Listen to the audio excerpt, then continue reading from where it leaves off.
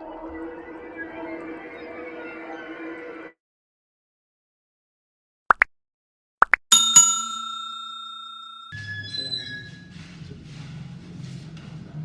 Class के सभी विद्यार्थी जो क्लास में बैठे हैं या चैनल से जुड़े हैं, मैं सभी विद्यार्थियों को सहृदय धन्यवाद देता हूं।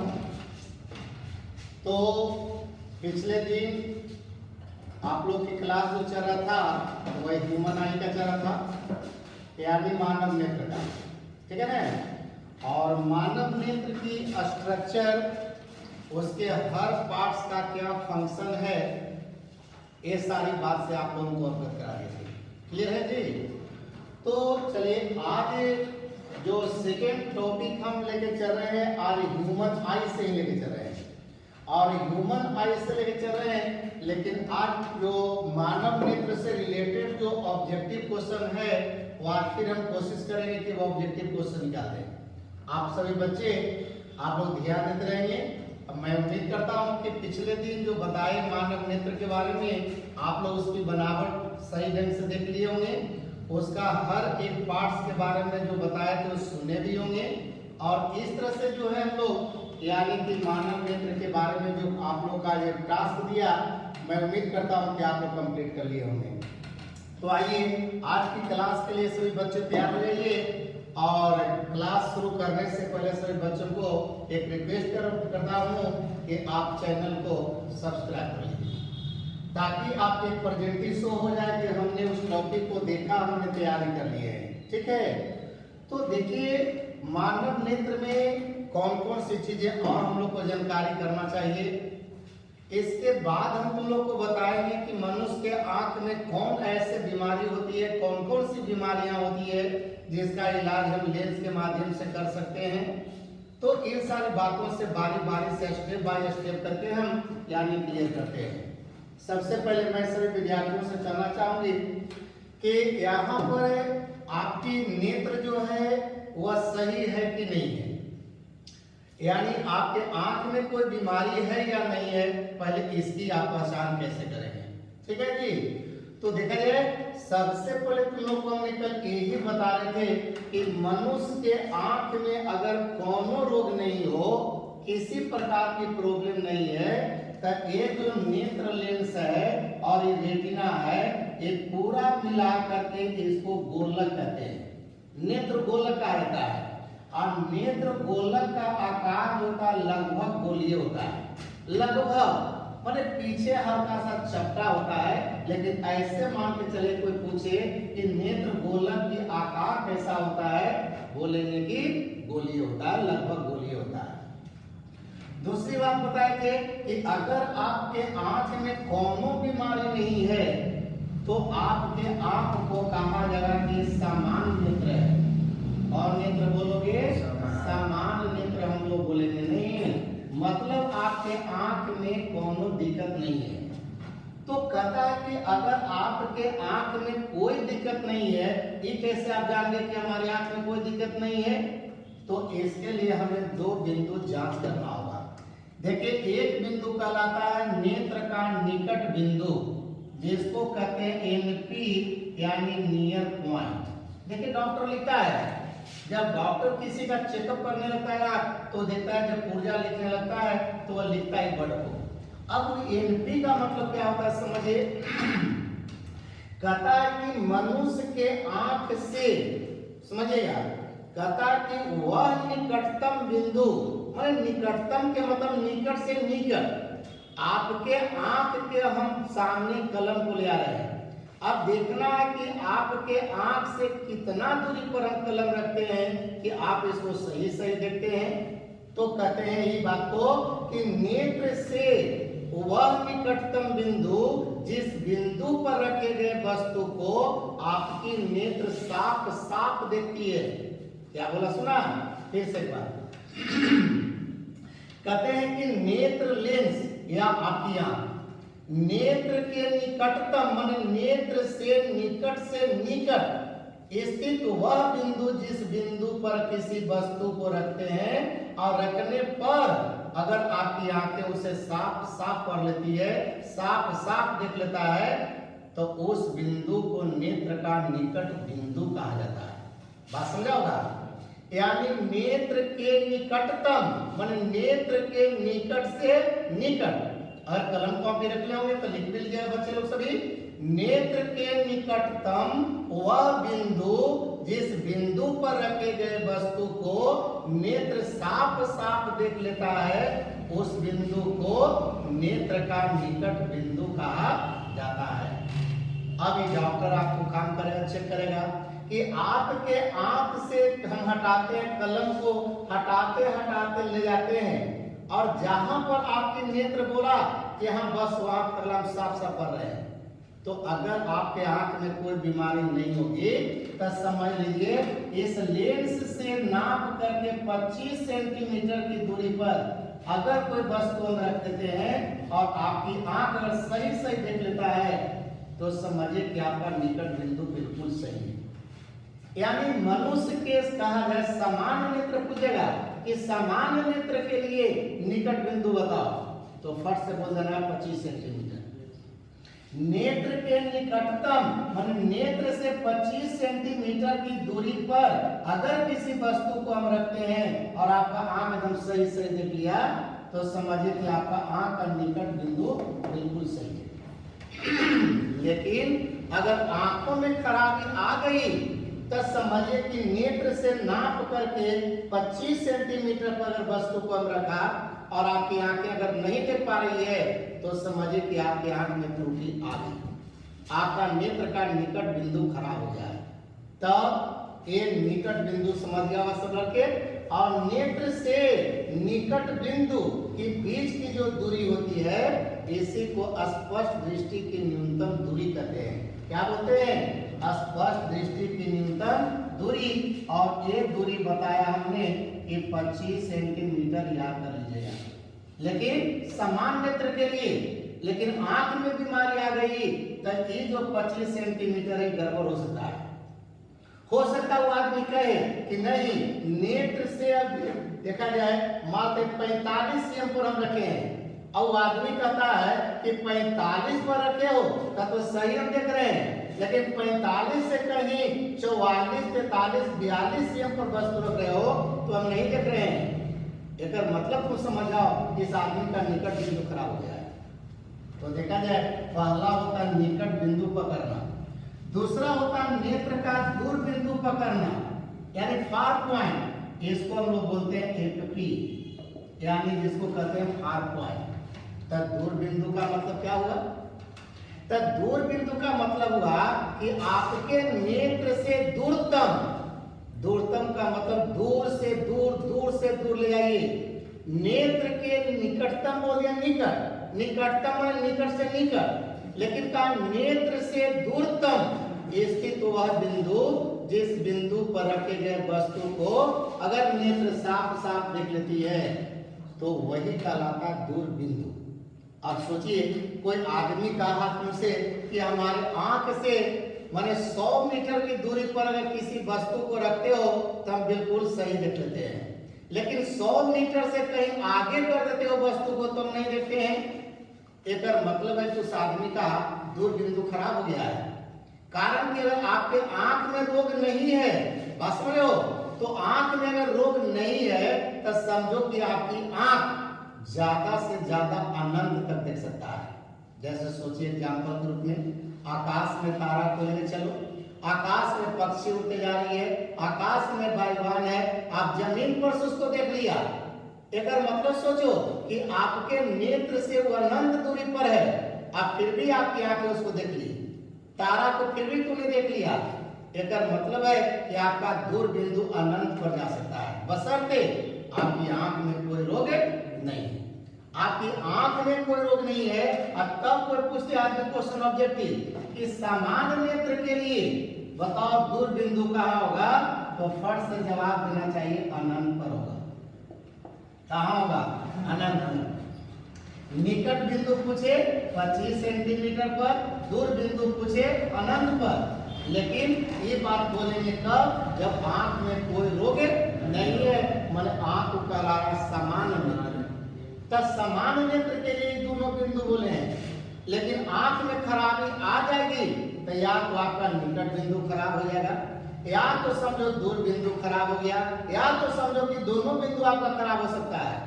तो जब दोनों बिंदु खराब हो गया तो यहाँ पर कहेगा वो आदमी कि ना हम निकटे में सही देखते हैं और ना दूरे में सही देखते हैं। तब तुम लोग भूल जाओ एकर मतलब एकर दोनों बिंदु गया काम से। निकट बिंदु भी गड़बड़ है और दूर बिंदु भी गड़बड़ है। ये कह रहा है कि सुई में धागा घुसा रहे हैं तैयो दिक्कत है, और सर जी बोर्ड पर लिख रहे हैं वो हमको दिक्कत है। एकर मतलब कि उसको दोनों बिंदु खराब है। तब उसके दोनों बिंदु खराब है मतलब आंख में रोग आ गया, और आंख में रोग आ गया उसी का नाम होता है दृष्टि दोष। देखिए यहाँ पे है दृष्टि दोष, जिसको कहते हैं डिफेक्ट्स ऑफ विजन। दृष्टि का मतलब आंख और दोष का मतलब रोग। जब आंख में रोग आ गया तो उस रोग का नाम होता है दृष्टि दोष। बात समझिए, यहाँ दोष का मतलब कुछ और नहीं, दोष का मतलब रोग, डिजीज। लेकिन बताए कि आंखों में डिजीज तो इतने होते हैं कि आप उसका इलाज बहुत तरीके से करते हैं।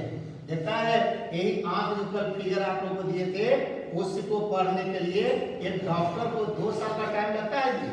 तब कहलाता कि आईएएस स्पेशलिस्ट हो गए हैं।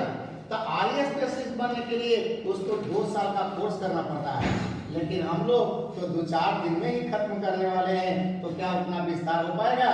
नहीं कर पाएंगे। फिर भी हमारा सिलेबस है, जितना एग्जाम में हमसे पूछता है उतना हम क्लियर करेंगे। आइए, तो हम कल ही बता रहे थे तो क्या करो कि अगर आपकी आंख में कोई बीमारी नहीं है तो समझिए कि आपकी आंख में जो लेंस है इस लेंस की फोकस दूरी स्वतः बदलती रहती है, अपने आप बदलते रहती है। तुम लोग को बताए थे कि कैमरा और आंख में कोई अंतर पूछे तो अंतर बोलिएगा कि कैमरा में जो फोटोग्राफिक प्लेट पर जो फिगर बनता है वह परमानेंट बनता है। बनता है कि नहीं बोलिए? आप लोग बताओ, कैमरा से फोटो खिंचाने जाते हो, एक बार बताओ आपका फोटो जब ले लिया प्लेट पर, वह प्लेट पर परमानेंट हो गया कि नहीं?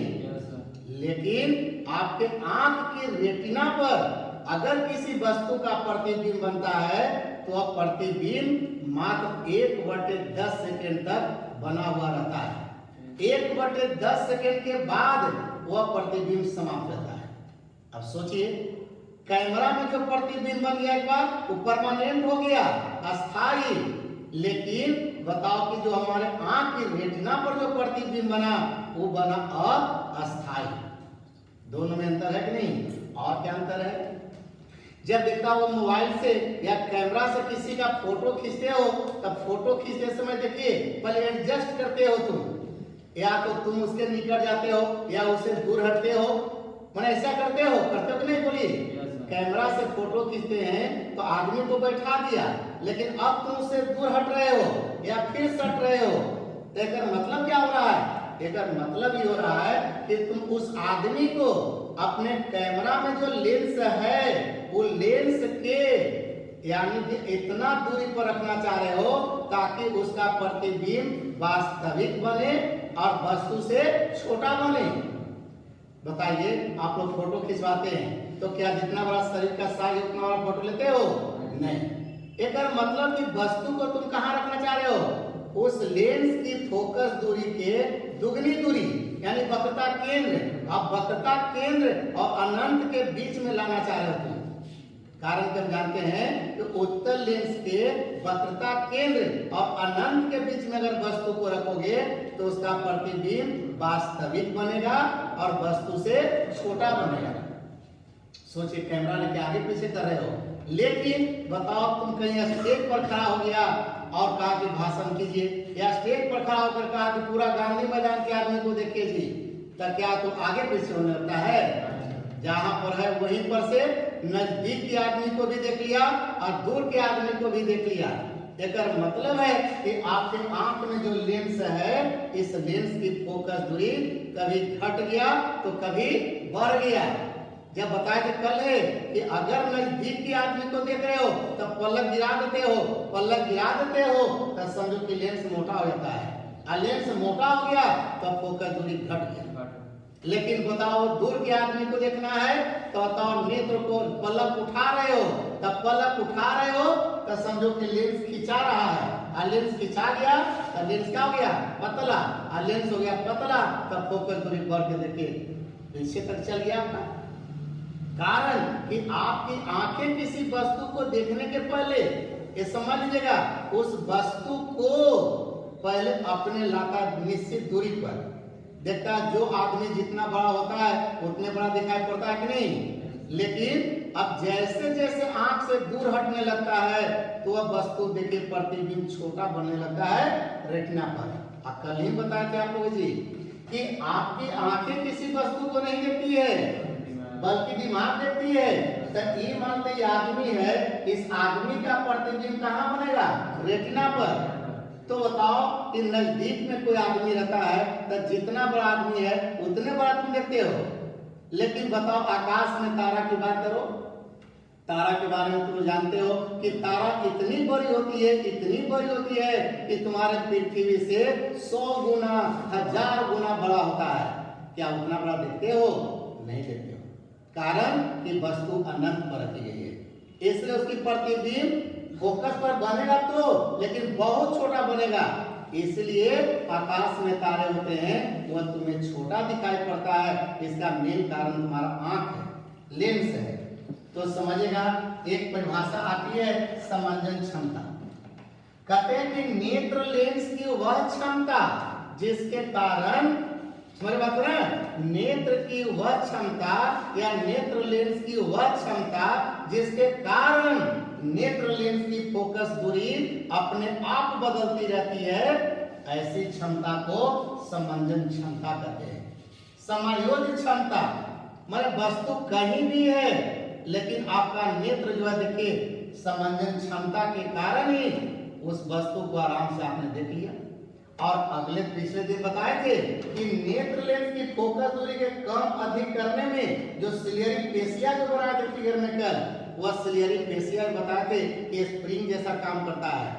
देखता है पलक गिरता है तो देखता है, इस बताए थे पलक गिरता है एक मतलब क्या होता है तनता है, और जब चढ़ता है तो सिकुड़ता है। माने सिलियरी पेशिया के कारण ही आप करना है कि आपका नेत्र लेंस की फोकस दूरी स्वतः बदलती रहती है। क्लियर? मगर याद करेंगे कि इन नेत्र की समंजन क्षमता है ये हमेशा सेम नहीं रहती है। जब आदमी का उम्र ढलने लगता है माने बुढ़ापा की तरफ जाने लगता है तो यही समंजन क्षमता बिगड़ने लगता है। अब समंजन क्षमता बिगड़ने की वजह होती है कि आदमी का उम्र जब हो गया, सब मांसपेशियों में प्रत्यास्थता घट जाता है। देखता है जब तुम लोग जैसे लड़कन है अभी त्वचा को खींचकर ऐसे छोड़िएगा तब फिर जैसे तस हो जाएगा, लेकिन बूढ़ा बूढ़ी को देखना खींच करके ऐसे खींच दोगे तो सिकुड़ल के सिकुड़ल रह जाएगा। गाल पर देखें झुर्रियां लटक जाती है, एक मतलब कि इनकी त्वचा मांस को छोड़ रहा है, त्वचा माने मांस लूज हो रहा है तो मांस पूरे शरीर का लूज होगा जी। तो यहाँ पर लटकाने वाला बंधन पर बनाए थे, एक मतलब वो भी लूज हो जाएगा और वो भी लूज हो जाएगा तो लेंस जहाँ पर रहना चाहिए क्या वहां पर रह पाएगा? उस जगह से हट जाएगा, चाहे लेफ्ट हटेगा राइट हटेगा ऊपर जाएगा नीचे आएगा, लेकिन जगह से वो हट गया तो समझिए उसका समंजन क्षमता बिगड़ गया। अब वह माने निकट बिंदु और दूर बिंदु दोनों खराब हो सकता है उसका, तो एक समंजन क्षमता की बात कर रहे थे। अब सवाल हुआ कि देखिए आपकी आंख में जो बीमारियां होती है ये बीमारियां 4 प्रकार की आती है, जिसमें पहली बीमारी होता है निकट दृष्टि दोष। कौन दोष? निकट दृष्टि दोष, जिसको मायोपिया कहते हैं। क्या कहते हैं? मायोपिया।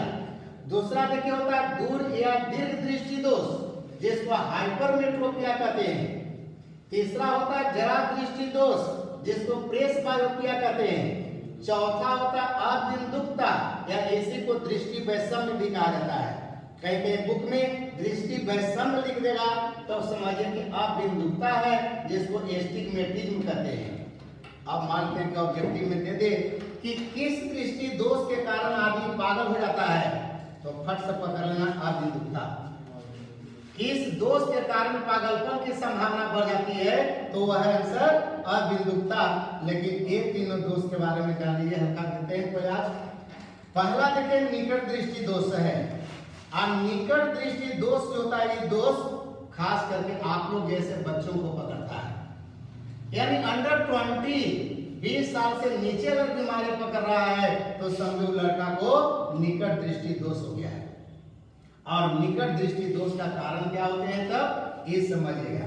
पहले कोई कहे कि निकट दृष्टि दोष की परिभाषा लिखो तो बोलेंगे कि नेत्र में होने वाली वैसी बीमारी, ठीक है, नेत्र में होने वाली वैसी बीमारी जिसके कारण नेत्र निकट की वस्तु को साफ साफ दिखती है किंतु दूर की वस्तु को देखने में कठिनाई होती है, तो इसी को कहते हैं निकट दृष्टि दोष। फिर से एक बार सुन लेंगे सब लड़के। कहता है नेत्र में होने वाली वैसी दोष जिसके कारण नेत्र निकट की वस्तुओं को साफ साफ दिखती है। क्या बोला हमने? निकट की वस्तुओं को साफ साफ दिखती है लेकिन दूर की वस्तुओं को देखने में कठिनाई होती है, तो उसे कहते हैं निकट दृष्टि दोष।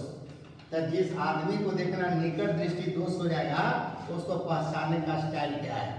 वो लड़का या लड़की रहेगा ना तो किताब को लेकर नजदीक सटा के पढ़ेगा, तो नजदीक सटा के पढ़ रहा है, एक मतलब समझ आना है, एक निकट बिंदु सही है, कारण कि निकट में लाके देख रहा है, निकट में बिल्कुल सही है, लेकिन वह दूर की वस्तु को कहता कि हमको नहीं दिखाई पड़ रहा है। पीछे अगर बैठ जाएगा तो लड़का को बोर्ड पर लिखा हुआ चीज नहीं दिखाई पड़ रहा है, मानो किताब पढ़ ले रहा है लेकिन बोर्ड देखने में दिक्कत है, एक मतलब उस आदमी को निकट देखने में कोई दिक्कत नहीं है, दूर देखने में दिक्कत है। थोड़ा सा यहाँ पे बीमारी का नाम उटपटांग टाइप का है, लड़का कंफ्यूज कर जाता है कि नाम है निकट दृष्टि दोष, तो इसको निकट खराब होना चाहिए, लेकिन उल्टी है, जो आदमी को दिखता है वही दोष कहलाता है। तब निकट दृष्टि दोष करा, एक मतलब है कि इस आदमी को निकट की चीज साफ साफ दिखाई पड़ा है, इसको दूर की वस्तु को देखने में कठिनाई होती है। बात समझ गया? तो इसको कहते हैं निकट दृष्टि दोष। अब निकट दृष्टि दोष का कारण ढूंढिएगा, जरा देखिए हम सामने रख रहे हैं। बताए कि समान नेत्र, अगर आपके आंख में कोई बीमारी नहीं है तो नेत्र गोलक देखिए लगभग बोलिए, लेकिन अगर किसी बच्चा या बच्ची का नेत्र गोलक चौथाई वाला अगर ये लंबा हो गया, देखो लंबा हो गया है, तो लंबा हो गया तो समझिए इसका लेंस और रेटिना के बीच की दूरी बढ़ गया कि नहीं? पहले सोचो लेंस ही था और रेटिना ही था, तो दोनों के बीच की दूरी इतना ही था। अब इसका देखिए रेटिना यहाँ चल गया खसक करके, माने बेलनाकार हो गया, तो लेंस और रेटिना के बीच की दूरी बढ़ गया कि नहीं? तो पहला कारण ये दीजिएगा कि इसका नेत्र गोलक लंबा हो जाता है, और लंबा हो गया यानी लेंस और रेटिना के बीच की दूरी बढ़ गई। दूसरी कारण हो गए, बताओ ये था ऐसे, मान लो बैलून ऐसे, आप बैलून को ऐसे दबाकर लंबा करने लगा, बताओ ये मोटा हो गया कि नहीं? जब यहाँ से ऐसे दबने लगेगा, तब दबने लगा तो ये क्या हो जाएगा? मोटा। तो लेंस क्या हो गया? मोटा। और लेंस हो गया मोटा तो इसका फोकस दूरी घट गया। क्या हो गया? फोकस दूरी घट गई, मतलब फोकस दूरी जाना चाहिए था कहाँ पर? अनंत पर, लेकिन अब उसका फोकस दूरी आ गया निकट में, 100 मीटर पर, 50 मीटर पर, 75 मीटर पर आ गया, तब इतने दूरी में वो आदमी देख पाएगा। अब उससे ज्यादा कर दोगे तो नहीं देख पाएगा। तो समझिए इसका कारण बोलेंगे कि नेत्र गोलक का लंबा हो जाना, लेंस और रेटिना के बीच की दूरी बढ़ जाना, फोकस दूरी घट जाना और लेंस की उत्तलता बढ़ जाना। उत्तलता के मतलब मोटापा, किताबी भाषा में लिखेगा कि लेंस की उत्तलता बढ़ गई, तो उत्तलता बढ़ गई माने लेंस मोटा हो गया, और लेंस मोटा हो गया जिसके कारण फोकस दूरी घट गया। तब एक आदमी, एक बच्चा को बीमारी जब पकड़ लिया तो सोचिए इसको निकट देखने में तो कोई दिक्कत नहीं है, इसका नियर पॉइंट बिल्कुल सही है, यहाँ पर रखते हो तो कहता है एकदम सही सलामत देख रहे हैं, एक मतलब है कि यहाँ पर जो है जाता है तो प्रतिबिंब तो उसका बन गया। लेकिन जब दूर में देखिए वस्तु इधर रख रहे हैं तो यहाँ से प्रकाश की किरण गया तो यहाँ से जा तो रहा है, लेकिन यहाँ से यहीं पर कट जा रहा है। अब यहाँ से गया, यहाँ से देखिए किरण गया, यहीं पर जा करके और देखिए यहीं पर कट गया। अब बताओ यहाँ पर कर लिया तो क्या यहाँ पर रेटिना है? रेटिना तो आ गया यहाँ, तो यहाँ पर प्रतिबिंब बनेगा भी, तो क्या दिमाग को मालूम पड़ेगा? इसलिए वो आदमी कहेगा कि दूर की चीजों को नहीं दिखा पा। तब ऐसे व्यक्ति के इलाज के सवाल उठा, तो प्रतिबिंब को चूंकि करना है पीछे, यहाँ से आना यहाँ, इसलिए इस आदमी के आंख के आगे अवतल लेंस का चश्मा लगाना होगा। कौन सी? अवतल लेंस। हाँ, इस आदमी के आंख के आगे अवतल लेंस का चश्मा देना होगा। अवतल लेंस को ही अपसारी लेंस कहते हैं, उत्तल लेंस को अभिसारी लेंस कहते हैं। अवतल लेंस प्रकाश की किरण को फैला दिया, अब यहाँ से प्रकाश की किरण गया तो, लेकिन यहाँ के बाद अब सीधे यहाँ नहीं जा रहा है। अब इसको देखिए जो है इस तरह से इसको फैला दिया, एक इसको इस तरह से फैला दिया, तब जाकर के मोड़ने के बाद ये जाकर के यहाँ पर पहुंचे। अब यहाँ पर पहुंच गया तो बताओ इसको मस्तिष्क से खबर चल जाएगा ना।